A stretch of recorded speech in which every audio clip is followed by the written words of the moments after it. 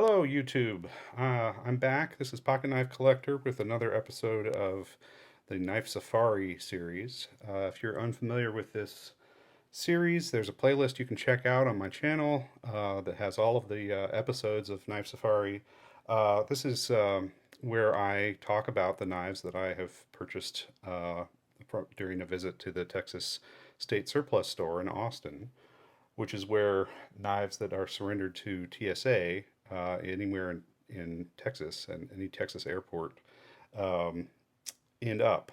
Um, so this is usually people who forgot that they were carrying a knife and showed up for their flight and were given the option to either turn around and go home, or if they have time, try and ship the knife home to themselves. Usually, the post office has facilities in most Texas airports, um, or they can surrender the knife to TSA, and it'll end up in the Texas Facilities Commission, and it'll end up in a bin for sale in Austin.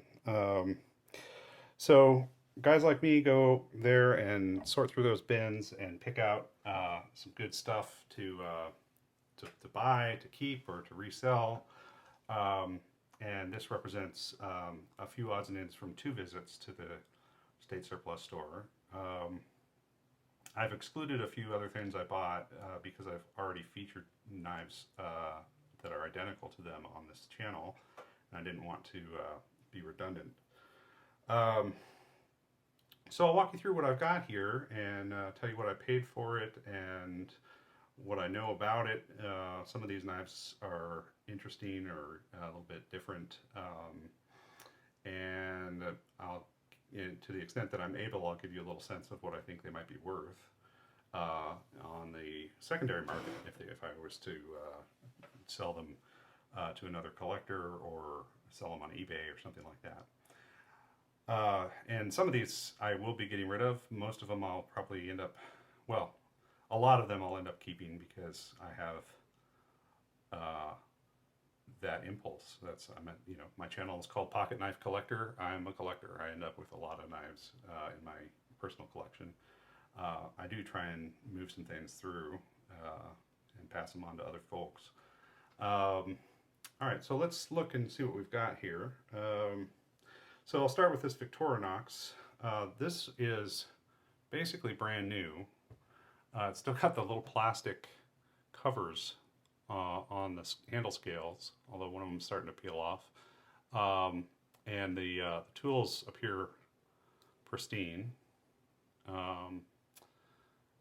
This is what do they call this? The Evolution 23, I think, is the model number on this one.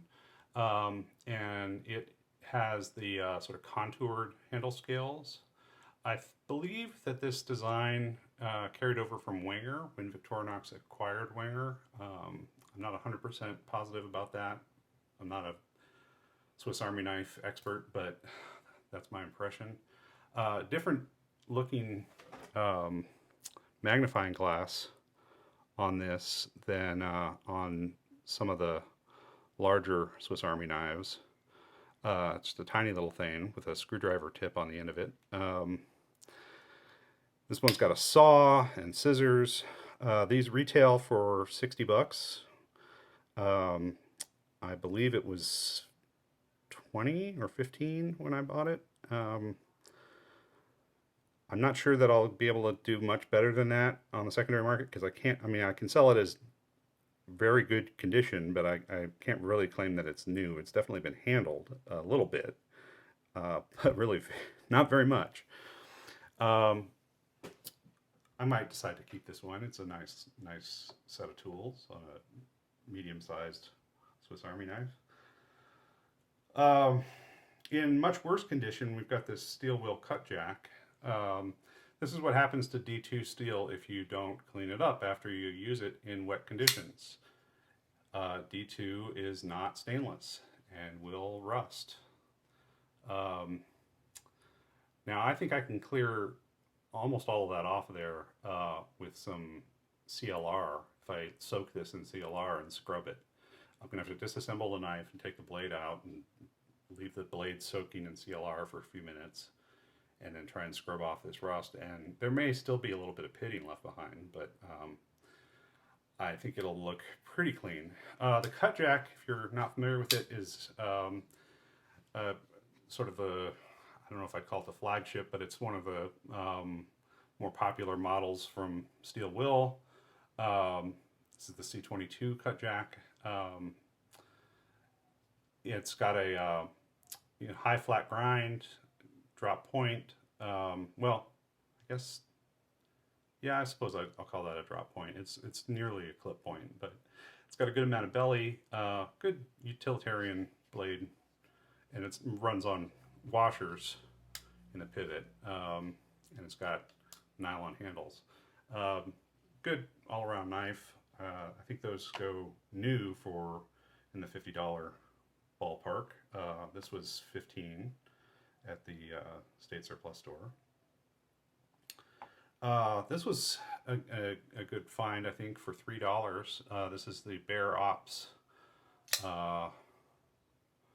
model MC550.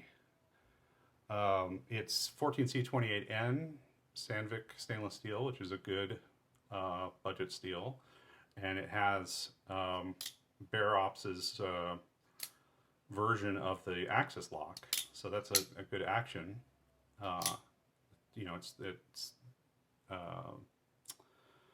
Benchmade's patent on this crossbar style lock has expired, and now other people are able to make imitations of it without running afoul of trademark and copyright laws. So starting to see this show up on some budget knives. This has got a glass breaker tip on it, folded over clip that's not deep carry, lanyard slot, nylon handles, slight bit of recurve in the blade right there, clip point. It's a pretty good knife for $3. Make an excellent little camping knife or something like that. I've got two of the KBar Dozier designs here. This is a mini and a regular size one. The regular size one is in worse shape. It has been resharpened to the point that it's starting to acquire a little bit of like a recurve, even though it wasn't designed that way, and a lot of the blade finish is coming off. These are I think like 8CR steel or basic stainless steel. There is a version of this KBar knife that has D2 steel, but these are not it. There's one in orange, and then this miniature one in green is in much better condition. Very bright handles. Would be generally easy to find if you wanted to use this as an outdoor knife. If you dropped it, easy to find it on the ground unless you happen to be in neon green grass or something like that. These knives, they really can't seem to decide how they want to price them at the state surplus store, because you'll see them in lots of different places. I got this one for $3, $8 for this one. I see them sometimes marked 15 with the miscellaneous knives up front. I think the deal is it's KBar, so it's a familiar brand, it's a desirable brand. Some people seek these out, but they're not expensive knives to begin with. These are, $25 or less at retail, at full retail. So, I'm not, I wouldn't have paid $8 for this one, for example, but $3, okay, yeah. It's a reasonably strong lock back. It's got a reversible thumb stud, but just one side. It does have a reversible pocket clip, and it's lightweight.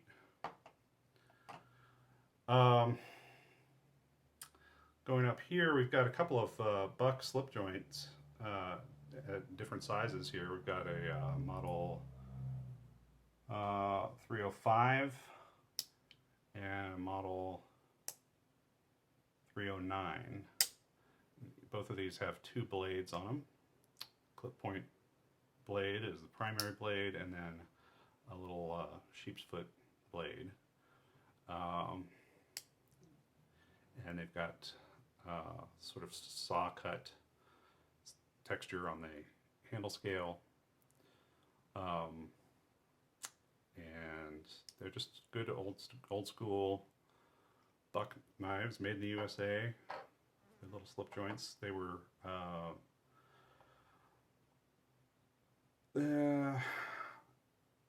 I want to say $3 a piece. I may have paid $8 a piece. If I did, I probably overpaid for them. But they were either $3 or $8. Got another USA-made legacy brand here. This is a Schrade model 152, also called the Sharpfinger. And this is just a good little utility knife. It's got an upswept blade, sort of a Persian style blade.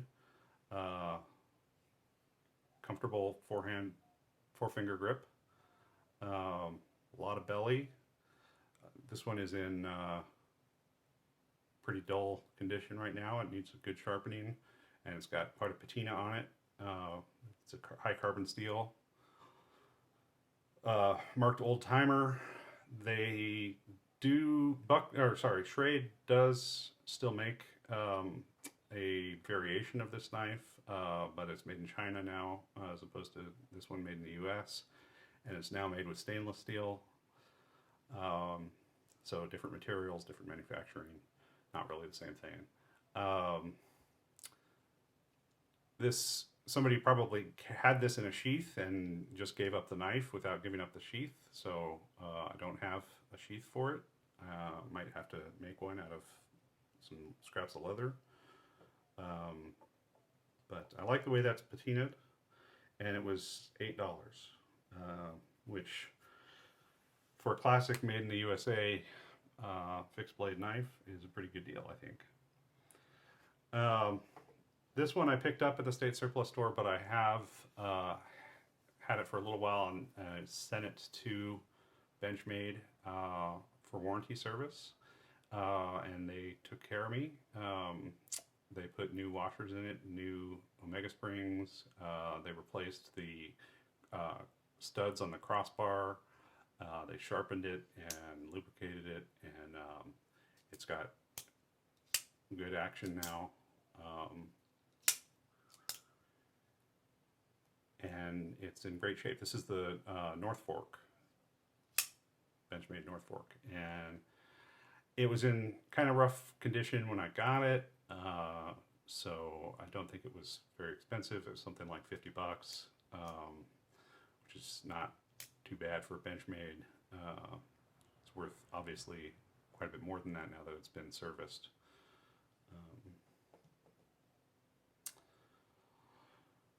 Got a ceramic knife from Boker.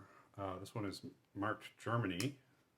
Okay, just here on the liner. Yeah, it's a ceramic blade. Theoretically, can go really, really long time without needing to be sharpened because ceramic is so hard and it retains an edge really well. We're seeing fewer ceramic knives. There was kind of a little interest in them for a few years, but as steels have improved and we've gotten all kinds of new super steels that have comparable edge retention, but that are easier to sharpen than ceramic, I think the popularity of ceramic blades has kind of fallen off. Still interesting little piece there. Got another buck here. This is buck 110, brass bolsters. This is just a basic 110, except that instead of rosewood handle scales, we've got some kind of burl wood with a pretty nice figurine in the wood pattern there.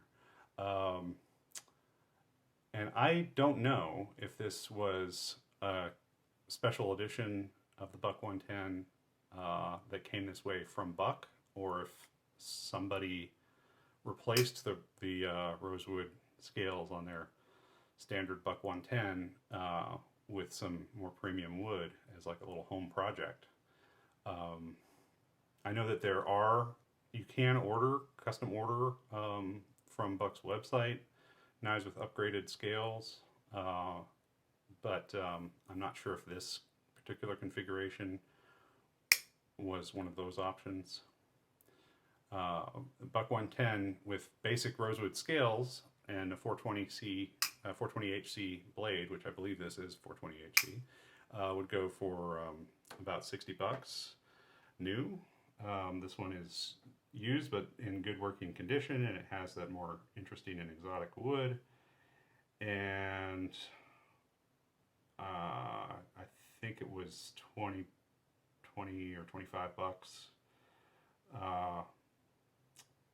which seems like a reasonable price to me. It's not an amazing steel, but you know, a lot of times when you see a buck 110 at the surplus store, it's got a busted tip or some chips in the blade. This one, the blade's in great shape, and then the handle is a little more interesting than a standard one. So if somebody made this in their home workshop and then had to give it up to get on a flight, you know, I feel sorry for them.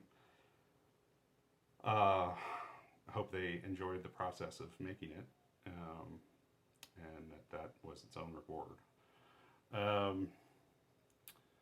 All right, got another Benchmade here. This is not marked Benchmade, it's HK, Heckler and Koch, the gun manufacturer, has worked with Benchmade at several points in time to have Benchmade produce some pocket knives for them with their branding on it. This has got the Axis lock. It's got really good action. It was $35. It's 154 cm stainless steel, which is a good, not a super steel or anything, but a good traditional ingot formed steel. Some people collect those or collect HK stuff, so there is a market for those. This is the SOG cash card. Now, this is different from the SOG Axis card, which I've shown previously on this channel. The Axis card has SOG's arc lock, and this is made in Japan and has VG10 steel and has really excellent action with a little bit of lubrication. The cash card is made in China. It's made of a more basic steel. I didn't confirm what kind of steel it is, but it's probably 8CR or something like that. And it's a frame lock instead of a arc lock, and it doesn't have the same sort of like flicky, fidgetable action as the cash card, but it is a thin little blade. You could use it as a money clip, I suppose. Yeah, so this is the cash card, which is frame lock, made in China. This is the Access card, which has, instead of a big money clip style pocket clip, it just has a slender little pocket clip. This is made in Japan, VG10 steel. So better materials, better hardware, better mechanism for lock. This is more collectible, considerably more valuable. I think I paid $15 for this, which was overpaying, to be honest, for the cash card. Although it is in really good condition. I'll probably end up just giving this to somebody. Another SOG, or SOG. This is a version of the Pentagon. This is the Pent Arc. So this has nylon handle scales. It uses SOG's arc lock mechanism, which, you know, is similar to a crossbar lock, at least in operation. This is a dagger profiled blade. It's sharpened on one side, plus just a bit of the tip is sharpened on the back edge there. And then this is ground, but it's not sharpened. And this is VG10 steel as well, and it's also made in Seki City, Japan, which is one of the knife-making capitals of the world. That was $15, and I think I'm close to selling that to somebody for around 50. So reasonable margin there for me, and interesting find. We've got a Gerber here. This is a Hinderer designed Gerber rescue knife. It has a couple of extra tools here. It has a belt cutter, it has a glass breaker, and it has an oxygen wrench. And these are, I think, 420 steel. Interesting lock mechanism on these. It is a liner lock, but instead of pushing the liner out of the way with your thumb, you use this slide on the exterior, which pulls the liner out of the way. So it is finger safe, even though it's a liner lock.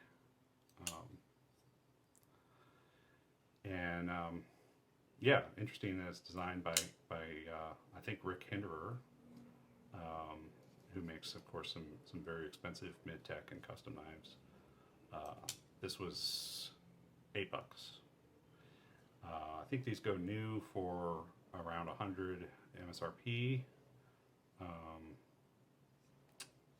and probably worth somewhere in between. Pretty big range there. Another Gerber. This is a mini Applegate Fairbairn. This one is assisted opening. They do also have a manual version. They have larger versions of these. These have been discontinued by Gerber. It is, of course, a venerable design, and this one's in really pristine condition. It was $25, and in this condition, that's a very reasonable price, because this one really hasn't been carried much or used. Serrations are still in great shape. No pocket wear really on the clip or anything. One more from Gerber. We've got this rescue tool. This is a belt cutter, and I guess theoretically you could use this as a glass breaker, but it's a striking point. And this is a little fixed blade. You can strap it on to Molly or whatever. Les George design here from Kershaw, with the sort of bronze or copper finish. This is just 8CR13 MOV blade steel. There are Les George knives that look a lot like this with titanium handles and much nicer blade steel that go for hundreds of dollars, that have the same form factor pretty much, but more premium materials and sort of a mid-tech build. This was $8, I think. And yeah, I mean, these go new for, under 50, so not an amazing bargain, but a fun little sort of tactically inclined knife. One more here, also from Kershaw. This is the Kershaw Link, but this particular iteration of it is one that was an exclusive for House of Blades. That's what the HOB is for in the model number there. So the original Kershaw Link was this form factor and had a 420 blade steel, made in the USA. This version of it that was exclusive to House of Blades had these red handle scales and an S35VN blade in either stonewash or blackwash. This one is stonewash, obviously. So more premium steel. And then Kershaw discontinued eventually this version of the Link, and the new Link has a little bit more detail on the sort of handle design, sort of milling on the handle, and they're in 20 CV steel now, and they cost a bit more. So this is sort of in between the original and the current premium iteration. But very snappy action, very clean. You know, it's got one scratch on the blade and a couple of little paint chips out of the handle, but otherwise almost new. And I think just a nice realization of a good knife design, with a lot of belly and, you know, a fairly acute tip, but not fragile. So those are the knives that I picked up in this recent period in my shopping at the state surplus store. You know, I'm on the hunt for interesting things there. That's why I call this Knife Safari. And I hope you've enjoyed looking at these with me. Please like and subscribe to my channel. It helps a lot. And I'll see you next time.